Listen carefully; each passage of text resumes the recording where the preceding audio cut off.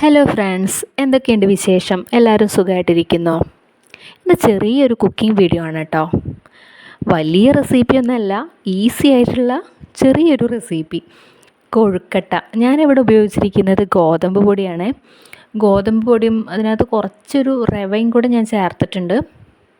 വളരെ എളുപ്പത്തിൽ തന്നെ നമുക്ക് തയ്യാറാക്കാൻ പറ്റും. സാധാരണ നമ്മൾ എങ്ങനെയാണോ ഉണ്ടാക്കുന്നത് സെയിം മെത്തേഡ് തന്നെ.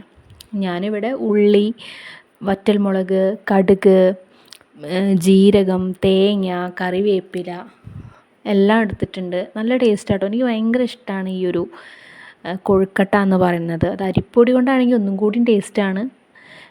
ഗോതമ്പൊടി യൂസ് ചെയ്യുമ്പോൾ ടേസ്റ്റ് ഇല്ല എന്നൊന്നുമില്ല, അതും ഉഷാറാണ്. അതിൻ്റെ കൂടെ നല്ല കട്ടൻ ചായ. ആ കട്ടൻ ചായക്ക് നല്ല മധുരം വേണം, എനിക്കങ്ങനെയാണ്. അപ്പോൾ നല്ല ടേസ്റ്റാണ് കേട്ടോ അത് കഴിക്കാനായിട്ട്. തേങ്ങ സ്കിപ്പ് ചെയ്യണമെങ്കിൽ സ്കിപ്പ് ചെയ്യാം. പക്ഷേ എനിക്കിഷ്ടമാണ് തേങ്ങ കൂടെ ഒന്ന് അതിൻ്റെ കൂടെ കടിക്കാനായിട്ട്.